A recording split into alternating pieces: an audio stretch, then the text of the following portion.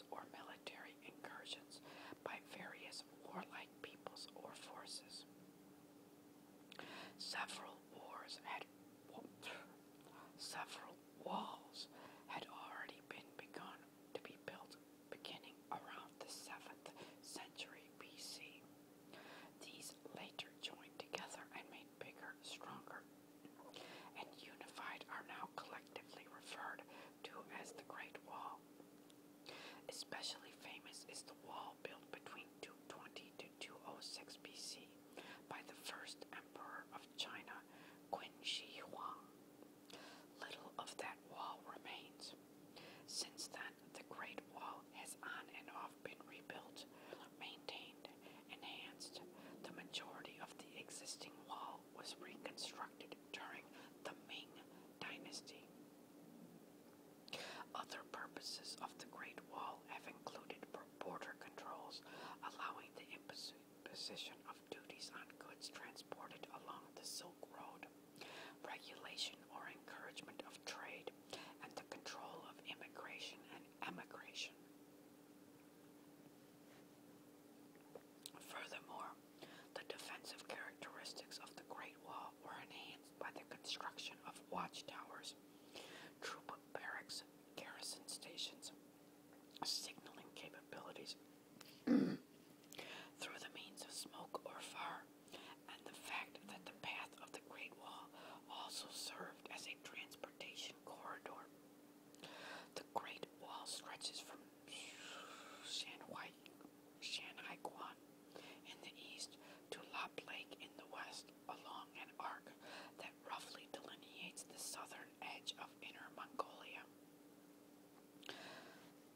The most comprehensive archaeological survey using advanced technologies has concluded that all the walls measure 8,851.8 kilometers, or 5,500.3 miles. This is made up of 6,259.6 kilometers, 3,889.5 miles, sections of actual wall, 359.7 kilometers, 223.5 miles of trenches, and 2,232.5 kilometers, 1,387.2 miles of natural defensive barriers such as hills or rivers. The Chinese were already familiar with the techniques of wall building by the time of the spring and autumn period. During this time and the subsequent Warring States period, the states of Qin, Wei, Zhao, Qi, Yan, and Songshan all constructed extensive fortifications to defend their own borders. Built to withstand the attack of small arms such as swords and spears, these walls were made mostly by stamping earth and gravel between board frames. Qin Shi Huang conquered all opposing states and unified China in 221 BCE, establishing the Qin dynasty. Intending to impose centralized rule and prevent the resurgence of feudal lords, he ordered the destruction of the wall sections that divided his empire along the former state borders. To protect the empire against the intrusions of the Xiongnu people from the north, he ordered the building of a new wall to connect the remaining fortifications along the empire's new northern frontier. Transporting the large quantity of materials required for construction was difficult, so builders always tried to use local resources. Stones from the mountains were used over mountain ranges, while rammed earth was used for construction in the plains. There are no surviving historical records indicating the exact length and course of the Qin dynasty walls. Most of the ancient walls have eroded away over the centuries, and very few sections remain today. The human cost of the construction is unknown, but it has been estimated by some authors that hundreds of thousands, if not up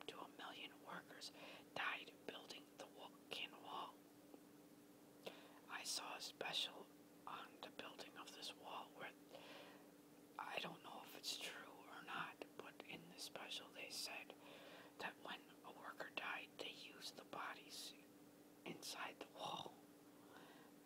But it doesn't say that in here, but I'm just saying what I saw on the special. I cannot say if it's true or not. Anyway, later, the Han, Sui, and Northern dynasties all repaired, rebuilt, or expanded sections of the Great Wall at great cost to defend themselves against the northern invaders. The Tang and Song dynasties did not build any walls in the regions. The Lao, Jin, and Yuan dynasties overruled northern China throughout most of the 10th and to 13th centuries, had their original power bases north of the Great Wall proper. Accordingly, they would have had no need throughout most of their history to build a wall along this line. The Lao carried out limited repair of the Great Wall in a few areas. However, the Jin did construct defensive walls in the 12th century, but those were located much to the north of the Great Wall as we know it, within today's inner and outer Mongolia.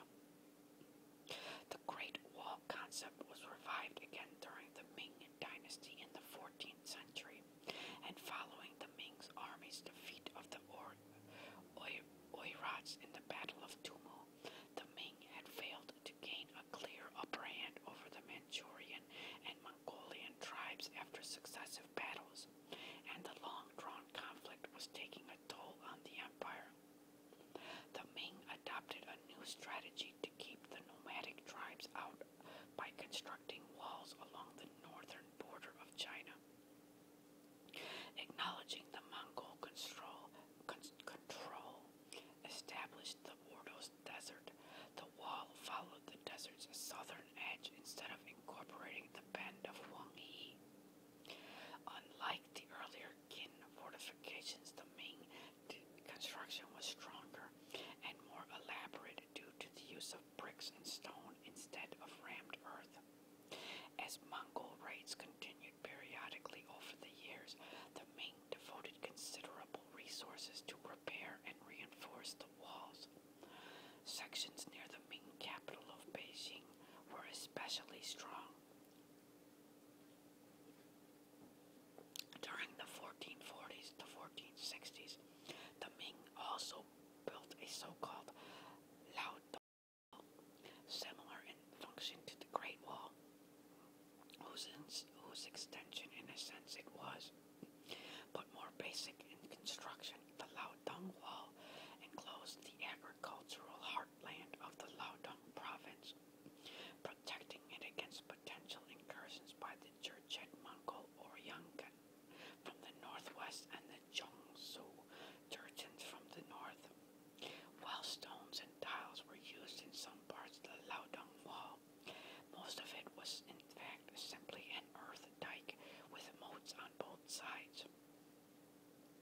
Towards the end of the Ming Dynasty, the Great Wall helped defend the empire against the Manchu invasions that began around 1600.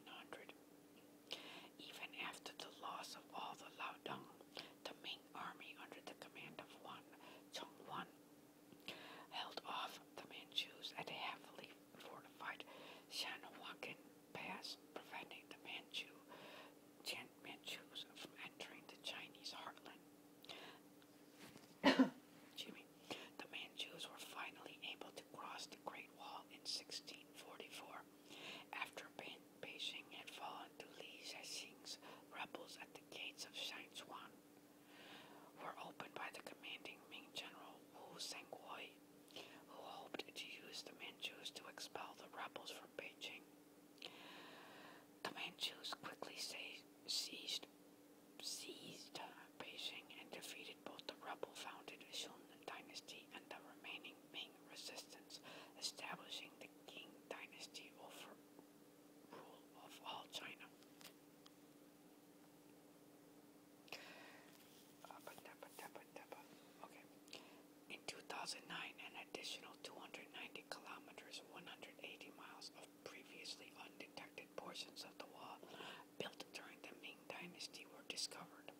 The newly discovered sections range from the Hushan Mountains in the northern Liaoning province to the Jiahuangning in the western Gansu province.